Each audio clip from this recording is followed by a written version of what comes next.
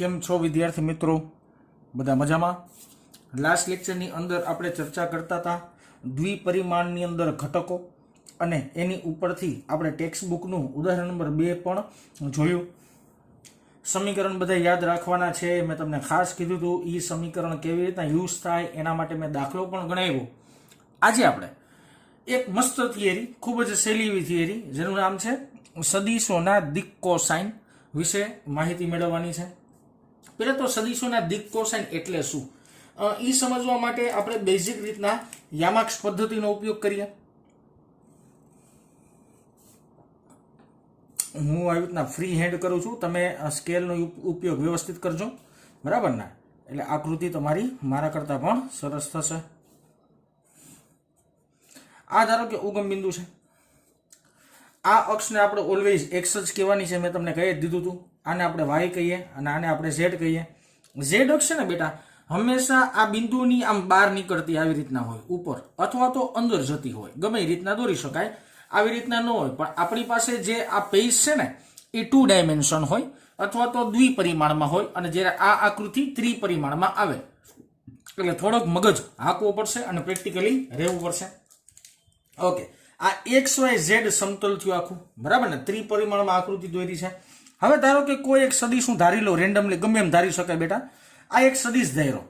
આ સદિશને આપણે કહીએ છીએ ધારો કે આર સદિશ. આ સદિશને આપણે નામ આપી દીધું ધારો કે આર સદિશ. ધારો કે આર સદિશ એ એક્સ અક્ષ સાથે બનાવેલો ખૂણો, એટલે આ થયો બેટા. આર સદિશે એક્સ અક્ષ સાથે બનાવેલો કોણ ધારો કે આપણે આલ્ફા ધાર લઈ. આર સદિશે એક્સ અક્ષ સાથે બનાવેલો કોણ ધારો કે આલ્ફા. આર સદિશે વાય અક્ષ સાથે બનાવેલો કોણ ધારો કે આપણે કહી દઈએ ધારો કે બીટા. વાય સાથે આર એ બનાવેલો ખૂણો છે ધારો કે બીટા. એવી રીતના આર સદિશે આ ઝેડ અક્ષ સાથે બનાવેલો જે કોણ છે એને આપણે નામ આપી દઈએ ગેમા. ઝેડ અક્ષ સાથે બનાવેલો કોણ ને આપણે નામ આપ્યું ગેમા. અલગ અલગ પેનનો ઉપયોગ કરું છું એટલે તમને દેખાઈ શકે છે. હવે મારે આર સદિશનું પરિણામી સદિશ ગોતવું હોય તો કેવી રીતના શોધી શકાય? આપણી પાસે સિમ્પલ લોજિક છે બેટા. અહીં સદિશ છે મારી પાસે આર સદિશ. આર સદિશ એટલે તો કે આર એક્સ આઈ કેરેટ વત્તા આર વાય જે કેરેટ વત્તા આર ઝેડ કે કેરેટ. આ મળ્યો તમને સદિશ, બરાબર ને? એક વસ્તુ આપણે ધારીએ કે ધારો કે આર સદિશના એક્સ વાય અને ઝેડ અક્ષના ઝેડ અક્ષ સાથેના ખૂણા એમ લખીએ. સાથેના ખૂણા ધારો કે આલ્ફા, બીટા અને ગેમા છે. હવે મારે શું ગોતવું છે ખબર છે? ધારો કે આર સદિશનો એક્સ અક્ષ સાથેનો ખૂણો આલ્ફા કેટલો થાય, આર સદિશનો વાય અક્ષ સાથેનો ખૂણો બીટા કેટલો થાય, અને આર સદિશનો ઝેડ અક્ષ સાથેનો ખૂણો ગેમા કેટલો થાય એ આપણે શોધવો છે. ધારો કે મારે આલ્ફા શોધવું હોય તો આપણે લખવાનું કોસ આલ્ફા. જોજો યાદ રાખજો, કોસ આલ્ફાનો મતલબ આપણે પાસેની બાજુના છેદમાં કર્ણ નત કરી નાખવાનો. જેની સાથેનો ખૂણો ગોતતા હોય ને એ ઘટક આપણે આલ્ફા ગોતીએ છીએ તો આલ્ફા છે એ કોની સાથેનો ઘટક થયો? તો કે સાહેબ ઈ એક્સ અક્ષ સાથેનો ખૂણો છે. આલ્ફા છે ઈ એક્સ અક્ષ સાથેનો ખૂણો છે. તો અંશમાં આવે સદિશનો એક્સ ઘટક. રેડી? અને છેદની અંદર તે સદિશનું મૂલ્ય. છેદની અંદર તે સદિશનું મૂલ્ય. હાલો, મૂલ્ય એટલે શું? તો કે ઘટકો બધા લખી નાખવાના. પહેલા ઘટકોના વર્ગના સરવાળાનું વર્ગમૂળ. અંશમાં આવે જે તે સદિશ અને એના છેદમાં લખી નાખવાનું તે સદિશનું મૂલ્ય. ધારો કે મારે વાય અક્ષ સાથેનો ખૂણો ફાઇન્ડ કરવો છે તો વાય અક્ષ સાથેનો ખૂણો કેટલો છે બેટા? બીટા છે. તો મારે લખવું પડે અંશમાં શું આવે બેટા? તો કે આર વાય. જેની સાથેનો ખૂણો હોય ને તે લખવાનું, બરાબર ને? વાય સાથેનો ખૂણો છે તો આર વાય લખવું પડે. વાય અક્ષમાંનો ઘટક લખવો પડે બેટા, અને છેદમાં તો એનું મૂલ્ય. હાલો, મૂલ્ય એટલે શું? તો કે ઘટકો બધાય લખવાના, ઘટકોના વર્ગના સરવાળાનું વર્ગમૂળ એટલે મળી ગયું તેનું મૂલ્ય. હવે ધારો કે આપણે એવું કહીએ કે ઝેડ અક્ષ સાથેનો ખૂણો મારે ફાઇન્ડ કરવો છે તો કોસ ગેમા. ઝેડ અક્ષ સાથેનો ખૂણો એટલે કે અંશમાં આવે આર ઝેડ અને છેદની અંદર તે સદિશનું મૂલ્ય. મૂલ્ય એટલે શું થશે? ઘટકોના વર્ગના સરવાળાનું વર્ગમૂળ. તો આવા સમીકરણ થયા બેટા. આ સમીકરણની મદદથી આપણે x સાથે બનતો ખૂણો આલ્ફા, y સાથે બનતો ખૂણો બીટા અને z અક્ષ સાથે બનતો ખૂણો ગેમા શોધી શકીએ. અને આને જ કહેવામાં આવે છે સદિશોના દિક કોસાઇન. શું કહેવાય? સદિશોના દિક કોસાઇન. આનો ઉપયોગ નહીવત આવે છે. નહીવત એટલે કે આઈ થિંક ટેક્સ્ટબુક બની બાબતમાં એક પણ જગ્યાએ આનો ઉપયોગ નથી મેં જોયો, અથવા આવતો પણ નથી. બરાબર ને? આ તમારી જાણકારીમાં રહેવું જોઈએ. ભવિષ્યમાં કોઈક વાર વળી નજરની સામે એક એમસીક્યુ આવી જાય તો તમે કન્ફ્યુઝન ન પામવા જોઈએ. એક કામ કરો, ભવિષ્યમાં નજરની સામે એમસીક્યુ આવે ને પહેલા આપણે એક એમસીક્યુ કરી લઈ અને આ સમીકરણનો ઉપયોગ થાય એવું એક એમસીક્યુ આપણે પહેલા જોઈ લઈ. હા, ધારો કે તમને કોઈ સદિશ આપ્યો છે, સદિશ આપ્યો છે એ સદિશ બરાબર 3i કેરેટ. હું રકમ મારી રીતના બનાવું છું, જે કેરેટ વત્તા કે કેરેટ છે. તો એ સદિશનું x સાથેનો ખૂણો, પછી y સાથેનો ખૂણો અને z સાથેનો ખૂણો શોધો. હવે તમે જોઈ શકો છો બેટા, અહીંયા 3 છે તો આ મળ્યો તમને x ઘટક જેનું મૂલ્ય છે તમારી પાસે 3. હવે જુઓ જી, અહીંયા શું છે બેટા? કાંઈ નથી, તો અહીંયા આપણે લખવું પડે ay બરાબર છે આપણી પાસે 1. અને અહીંયા તમે જોઈ શકો છો અહીંયા પણ કાંઈ નથી, તો આપણે લખવું પડે az બરાબર પણ 1 જ થાય. બરાબર ને? મૂલ્યની દ્રષ્ટિએ ax, ay ને z ખબર પડી જાય ને. i કેરેટ એટલે x નો ઘટક, j કેરેટ એટલે y નો ઘટક અને k કેરેટ એટલે z નો ઘટક. હવે મારે ત્રણેય સાથેના ખૂણા શોધવા હોય. ધારો કે એવું માની લઈ કે x સાથેનો ખૂણો આલ્ફા છે, તો સમીકરણ કયું? cos alpha is equal to અંશની અંદર શું આવે? x અક્ષનો ઘટક. તો x અક્ષનો ઘટક છે મારી પાસે 3 અને છેદમાં તેનું મૂલ્ય, સદિશનું મૂલ્ય. ચાલો આનું મૂલ્ય લખવું હોય તો પેલા ઘટકો 3, 1 અને આ 1 થઈ ગયા. ઘટકોના વર્ગના સરવાળાનું વર્ગમૂળ. ઓકે, હાલો સાદુરૂપ આપો. 3 ના છેદમાં 3 તેરી 9, 1 વત્તા 1 એટલે √11. હવે મારે આલ્ફા ફાઇન્ડ કરવો છે, તો alpha is equal to cos inverse કાઉન્સની અંદર 3 ના છેદમાં √11. આનું સાદુરૂપ આપો, એ તમારો ફાઇનલ આન્સર થાય. હું નથી સાદુરૂપ આપતો, તમારે આપવું હોય તો આપી શકાય. સાદુરૂપ કેવી રીતના અપાય એ પણ તમને સમજાવી દઉં. પેલા 3 ના છેદમાં √11 બેનો ભાગાકાર કરી નાખવાનો. પેલા √11 ગોતવું પડશે કેલ્ક્યુલેટરમાં, એ તમારી સાઈડમાં નોટ ડાઉન કરી નાખવાનું. 3 ના છેદમાં √11 કરવાનું. પછી તમારી ટેક્સ્ટબુકની પાછળ છે ને સાહેબ નેચરલ કોસ આવશે. બરાબર ને? અથવા તો નેચરલ કોસ આવશે અથવા તો સાઇન ઉપરથી પણ કોસ ગોતી શકાય. એ કેવી રીતના ભવિષ્યમાં ચર્ચા કરશું. તો લોગ ટેબલ પરથી સાહેબ આનો ખૂણો જોઈ લેવાનો, જે ખૂણો આવે એ આલ્ફાનું મૂલ્ય મળે. ઓકે, y અક્ષ સાથે બનતો ખૂણો મારે ફાઇન્ડ કરવો છે, તો cos beta is equal two અંશમાં આવે y અક્ષનો ઘટક કેટલો છે બેટા? 1 છે અને છેદમાં મૂલ્ય. ચાલો, મૂલ્ય એટલે શું થશે? તો કે ઘટકોના વર્ગના સરવાળાનું વર્ગમૂળ, જેનો જવાબ આવે છે √11. તો ડાયરેક્ટ લખી જ નાખું છું. આમાંથી આપણે બીટાના સૂત્રનો કરતા બનાવીએ તો cos ઇનવર્સ બ્રેકેટની અંદર 1/√11 આ તમારો આન્સર આવે. આનું સાદુરૂપ તમારે આપી દેવાનું એટલે તમારો ફાઇનલ આન્સર મળી જશે. z અક્ષ સાથેનો મારે ખૂણો શોધવો હોય તો cos ગેમા બરાબર cos ગેમા 1 ના છેદમાં √11 જ આવશે. વિદ્યાર્થી મિત્રો, કેવી રીતના? તો કે z ઘટકના મૂલ્ય છે 1 અને છેદમાં આવશે આખે આખા સદિશનું મૂલ્ય જે છે √11. તો ગેમા ઇઝ ઇક્વલ ટુ સમીકરણ બને cos ઇનવર્સ બ્રેકેટની અંદર 1 ના છેદમાં √11. તો આ ટાઈપના એમસીક્યુ બહુ ઇઝી એમસીક્યુ પૂછાઈ શકે છે. બરાબર ને? આનો ઉપયોગ બહુ નહીવત છે, પણ ટેક્સ્ટબુકની અંદર આ વસ્તુની ચોખવટ છે, એટલા માટે મારે તમને આટલું સમજાવવું પડે. બરાબર છે? ચાલો, હવે આપણે લાસ્ટ લેક્ચરની અંદર એક સમીકરણ તાર્યું હતું. જે સમીકરણ તમને યાદ ન હોય તો હું યાદ અપાવી દઉં બેટા. સમીકરણ આવું કંઈક હતું, a² + b² + 2ab cos θ અને આખાનું વર્ગમૂળ. આ સમીકરણના ઉપયોગ થતા થોડાક જેડબલી ને નીટને અનુલક્ષીને 4 થી 5 એમસીક્યુ આપણે જોઈએ, જે આપને ભવિષ્યમાં ખૂબ જ ઉપયોગી બનશે. તો ચાલો આના પછી જોઈએ આપણા જેડબલી ના એમસીક્યુ. ચાલો, તો જેડબલી નીટના મસ્ત મજાના એમસીક્યુ ટાઈપ દાખલા છે. પહેલા તો એક વસ્તુ જીવનમાં યાદ રાખવાની, જેમ રકમ નાની ને એમ દાખલા માટે તમારે વધારે બુદ્ધિ હાંકવી પડે. રકમ જો મોટી હોય ને બેટા તો એની અંદર તમને બધી બાબતો કીધેલી હોય, અને રકમ નાની હોય ને તો બધી બાબતો તમારે વિચારવી પડે ખાસ તો. બરાબર ને? એટલે બધા દાખલામાં વ્યવસ્થિત ધ્યાન રાખવાનું. ન સમજાય તો 2 વાર જોવાનો પ્રયત્ન કરજો, પણ એવું બનશે જ નહીં. પણ છતાંય ધ્યાનથી વસ્તુ સમજવાની. શું છે વાત? જો મોડ ઓફ એ સદીશ વત્તા બી સદીશ મોડ, એનો મતલબ શું થયો? તો કે એ પ્લસ બી સદીશનું મૂલ્ય છે. આ શું છે? એ પ્લસ બી સદીશનું મૂલ્ય ઇઝ ઇક્વલ ટુ એ સદીશ માઇનસ બી સદીશ પણ મોડમાં.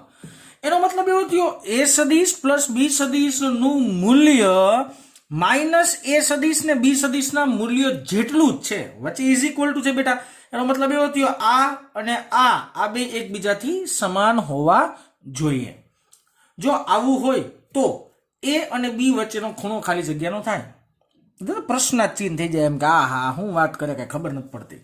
હજી એકવાર પ્રશ્ન વાંચી દઉં કે મોડ ઓફ એ સદીશ પ્લસ બી સદીશ, એનો મતલબ એવો થયો બેટા કે એ સદીશ અને બી સદીશનું જે મૂલ્ય મળશે, મૂલ્ય ગોતતા તો આવડે છે ને, આના ઘટકોના વર્ગના સરવાળાનું વર્ગમૂળ ઇઝ ઇક્વલ ટુ એ સદીશ માઇનસ બી સદીશ, પણ કેમાં? મોડમાં. એટલે આ બંનેના મૂલ્ય પ્લસ અને માઇનસના મૂલ્ય સમાન જો થતા હોય, આ કન્ડિશન આપી છે કે જો સમાન થતા હોય તો બે વચ્ચેનો ખૂણો કેટલાનો થાય. હવે બે સદીશના મૂલ્ય શોધવાનું સમીકરણ તમારી પાસે છે. ચાલો અહીંયા સોલ્યુશનમાં આપણે આગળ વધીએ. બહુ ઈઝી છે બેટા, એમસીક્યુ કે એ સદીશ વત્તા બી સદીશ બરાબર એ સદીશ માઇનસ બી સદીશ. આ બેના મૂલ્ય સરખા છે એટલે મેં વચ્ચે ઇઝ ઇક્વલ ટુ કરી નાખ્યું છે.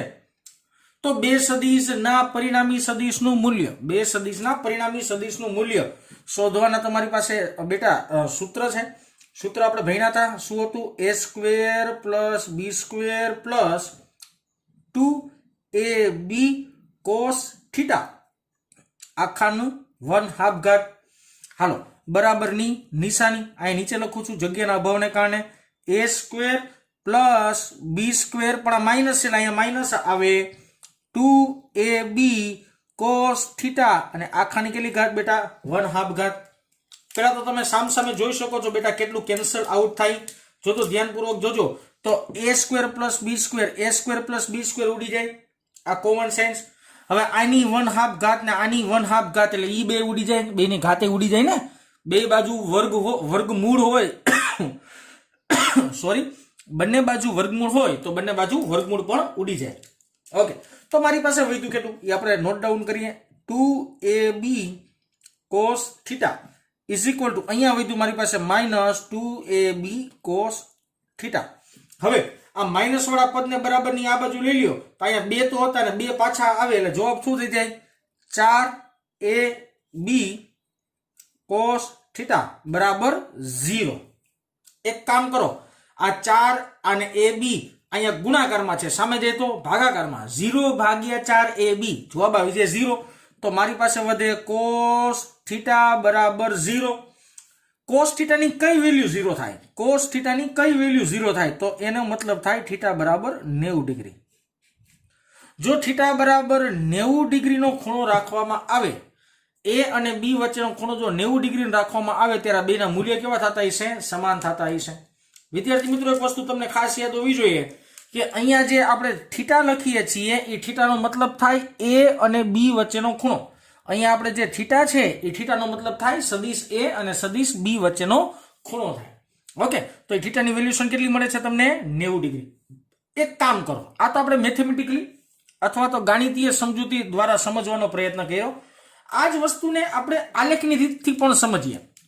ઓકે, ચાલો આલેખની રીતથી સમજવાનો પ્રયત્ન કરીએ કે ધારો કે મારી પાસે અહીં દેખાશે, ધારો કે મારી પાસે એક સદિશ છે. આ સદિશને આપણે નામ આપી દઈએ એ સદિશ. સમજો મારી આખી વાત. એ સદિશ છે. હવે મારે બી સદિશે મૂકવો છે તો કે ધારો કે આના શીર્ષ પરથી એક પૂંછડી મૂકીએ, આના શીર્ષ પર એક પૂંછડી મૂકીએ તો આ ત્રિકોણની રીત થઈ ગઈ. અને આ સદિશ છે આપણે નામ આપી દઈએ બી સદિશ.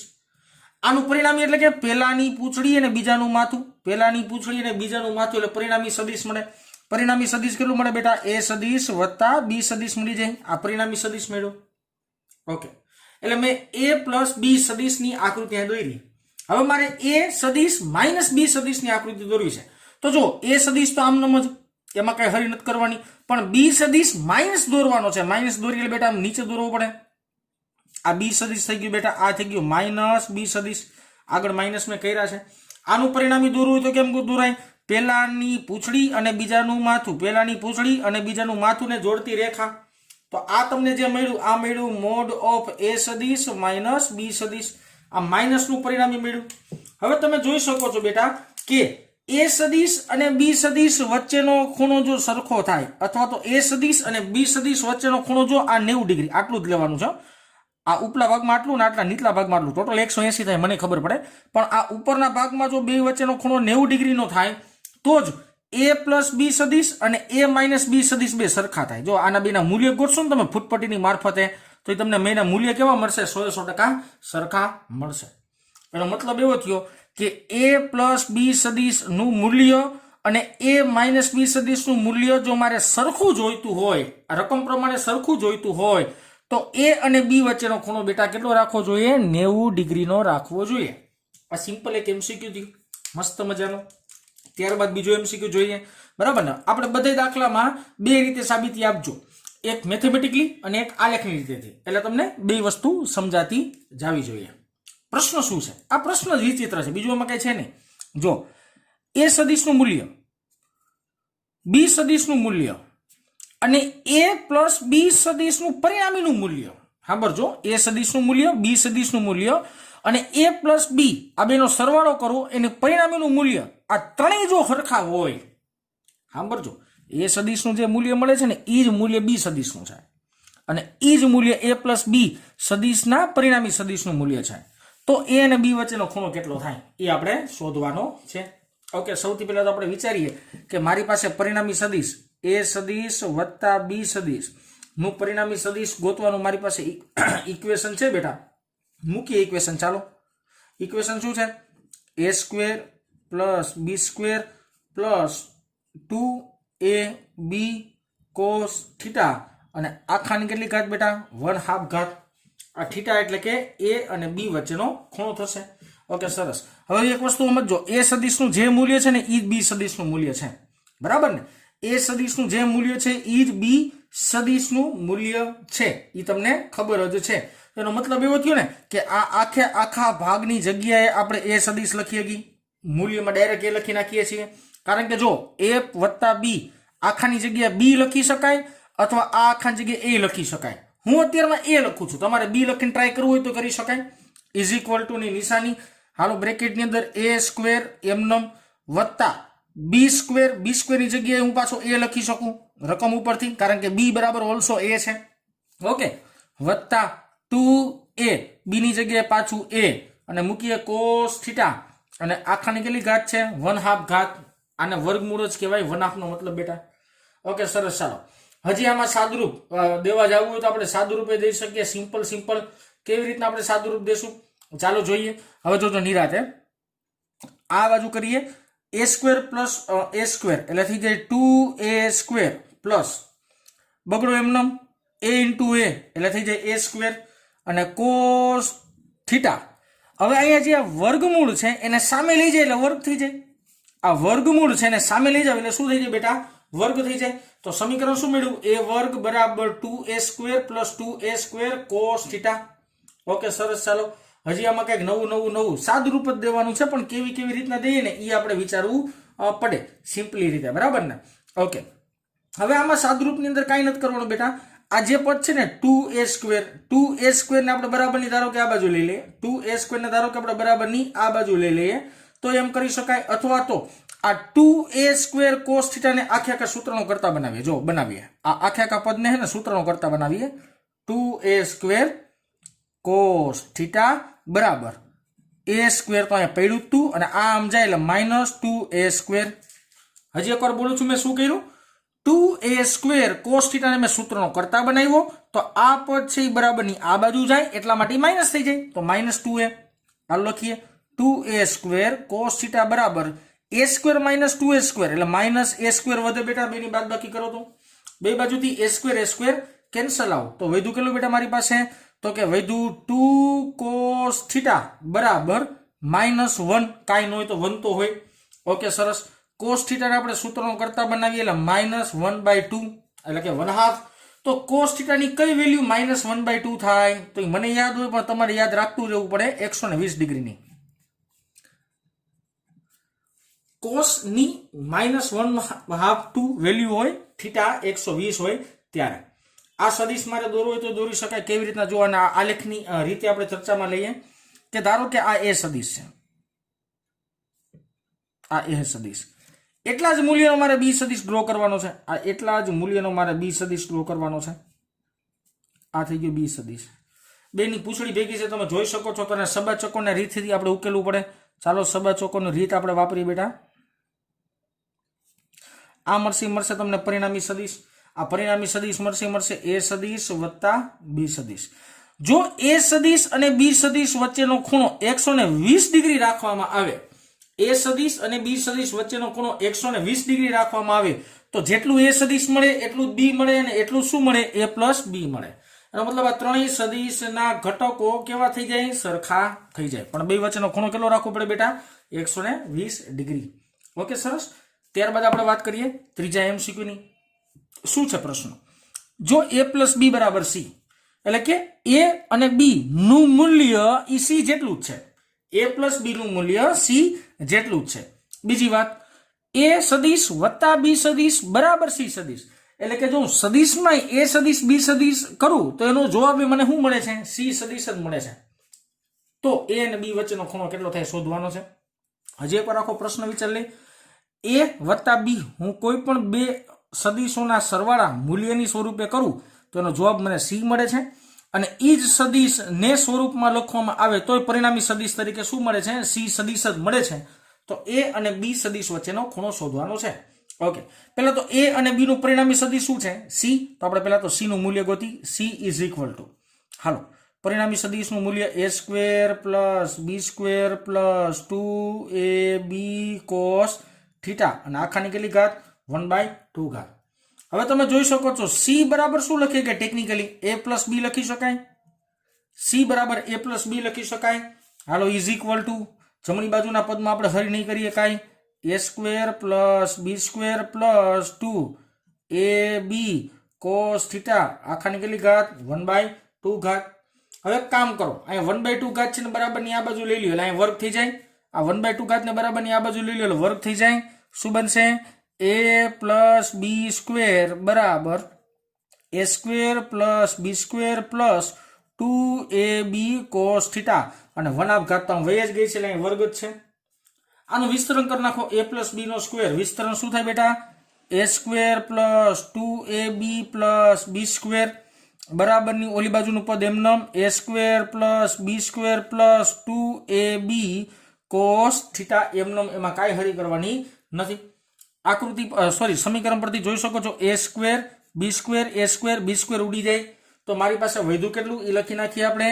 વધ્યું મારી પાસે 2ab બરાબર 2ab cos થીટા. ઓકે, આ 2ab ને બરાબરની આ બાજુ લઈ લ્યો એટલે cos થીટા બરાબર 2ab તો હતા અને આને આમ લઈએ છીએ એટલે ભાગાકારમાં 2ab આ બે ઉડી જાય એટલે ભાગાકાર આવે 1. ભાગાકાર 1 તો cos ની કઈ વેલ્યુ 1 હોય તો યાદ હોવું જોઈએ cos થીટા બરાબર 1 આવ્યું તો થીટાની વેલ્યુએશન થાય 0 ડિગ્રી. કારણ કે cos 0 કરશો જવાબ શું આવી જશે? 1 આવી જશે. એનો મતલબ શું થાય? આલેખની રીતે આપણે દર્શાવવું તો દર્શાવી શકાય કે ધારો કે મારી પાસે આ a સદિશ છે, સમજો. આ ધારો કે મારી પાસે b સદિશ છે. ઓકે, અને આ બે સદિશનું પરિણામી સદિશ મળે છે ધારો કે c સદિશ. તો જો આ a સદિશ અને આ b સદિશ, આ a સદિશ અને આ b સદિશ બે વચ્ચેનો ખૂણો જો 0 રાખવામાં આવે ને તો જ આ બેનો પરિણામી સદિશ કોના જેવડો લાગે તમને? c સદિશ જેવડો લાગે. અને મૂલ્યની દ્રષ્ટિએ તમે જોઈ શકો છો a સદિશ વત્તા b સદિશ બરાબર c સદિશ ક્યારે થાય? તો કે આ બે નો સરવાળો કરવાથી પરિણામી ક્યારે c મળે? તો કે આ બે વચ્ચેનો ખૂણો કેટલાનો હોવો જોઈએ બેટા? 0 ડિગ્રીનો હોવો જોઈએ. ટેકનિકલી આ બે રીતના સાબિત કરી શકાય. આલેખની રીતથી પણ કરી શકાય અને મેથેમેટિકલી કરી શકાય. ઘણા છોકરાઓ મને એવો પ્રશ્ન પૂછશે કે સાહેબ તમે આવા ગ્રાફ બનાવ્યા કેમ? તો બેટા જેમ મારી પાસે ખૂણા આવતા જાય ને એવી રીતનો ગ્રાફ દોરી શકું, બરાબર ને? એટલે ખૂણા ઉપરથી ગ્રાફ મને આઈડિયા આવી જવો જોઈએ. ચલો એમસીક્યુ શું કહે છે? ચોથા નંબરનો એમસીક્યુ. રકમ એવી છે કે એક પદાર્થ પર 5 ન્યૂટન અને 10 ન્યૂટન ના બે બળ લાગે છે. પદાર્થ એક જ છે પણ એક ઉપર 5 ન્યૂટન અને એની જ ઉપર 10 ન્યૂટનનું એવી રીતના બે પ્રકારના બળ લાગે છે. આ બંને બળ વચ્ચેનો ખૂણો જો 60 ડિગ્રીનો હોય તો પદાર્થ પર લાગતા પરિણામી બળનું મૂલ્ય શોધો. એટલે હું તમને જો આમ બહુ રફલી આકૃતિમાં સમજાવું ને બેટા, તો આવી કંઈક વાત તમને કહે છે કે ધારો કે મારી પાસે ટેબલ ઉપર આ ટેબલ છે, એની ઉપર એક પદાર્થ મૂક્યો છે. એ પદાર્થ ઉપર ધારો કે આ દિશામાં મારી ઉપર બળ લાગે છે 5 ન્યૂટન અને આ દિશામાં ધારો કે બળ લાગે છે 10 ન્યૂટન. આના કરતાં સદિશ મોટો દોરવો પડે બેટા. કેમ મોટો દોરવો પડે તમે સમજી શકો છો, કારણ કે આના કરતાંનું મૂલ્ય જાજુ છે. આ બે વચ્ચેનો ખૂણો તમને આપ્યો છે 60 ડિગ્રી. આ બેની પૂંછડી ભેગી કરી નાખજો બેટા, એટલે સમજાઈ જાય શું મેં કર્યું. આ બે વચ્ચેનો ખૂણો તમને આપ્યો છે 60 ડિગ્રી. તો પરિણામી બળનું મારે મૂલ્ય શોધવાનું છે. બહુ સહેલું, આ તો ડાયરેક્ટ સમીકરણ જ છે. ચાલો, પરિણામી બળ આપણે એફ કહીએ. F is equal two okay, સૌથી પહેલા 5નો વર્ગ વત્તા 10નો વર્ગ વત્તા 2, 5 ગુણ્યા 10 ઇન્ટુ કોસ 60 ડિગ્રી. શું થઈ જાય? Cos 60 degree. આ સૂત્ર પ્રમાણે કિંમત મૂકી મેં. હાલો, 5નો વર્ગ કેટલો થાય બેટા? તો કે 5નો વર્ગ થાય 25 વત્તા 10નો વર્ગ કેટલો થાય બેટા? તો કે 100 વત્તા જો આ કોસ 60 છે ને, કોસ 60 એનું મૂલ્ય થાય 1/2, 1/2.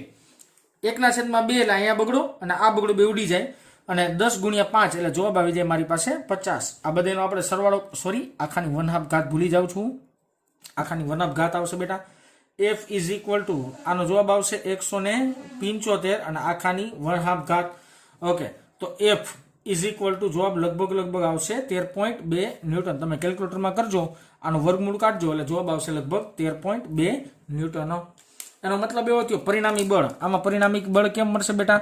તો કે સબા ચોકો વાપરી નાખવાનું, પરિણામી બળ તમને મળે આમ, બરાબર. થોડો ક્રોસમાં મળતું હોય પરિણામી બળ, તો પરિણામી બળ 10 ન્યૂટન બાજુ જ હોય, પણ કેટલું હોય છે? 13.2 ન્યૂટન જેટલું હશે. તો આ થયા ટેક્સ્ટબુકની બહારના 4 MCQ. વારા ફરતી વારા આ MCQ વ્યવસ્થિત જોવાના બેટા. તમારી બુદ્ધિ હાલવી જોઈએ કે વાક્યરચના ઉપરથી કેવી રીતના સૂત્ર મૂકીને આપણે કેલ્ક્યુલેશન કરી શકીએ. નેક્સ્ટ લેક્ચરમાં આગળની થિયરીમાં વધશું, બરાબર ને? એટલા માટે આ લેક્ચર થોડોક આપણે નાનો રાખ્યો છે, કારણ કે નેક્સ્ટ લેક્ચરમાં આખી અલગ થિયરીની આપણે ચર્ચા કરવાની છે. તો ચાલો વિદ્યાર્થી મિત્રો, આજે અહીંયા સુધી રાખીએ.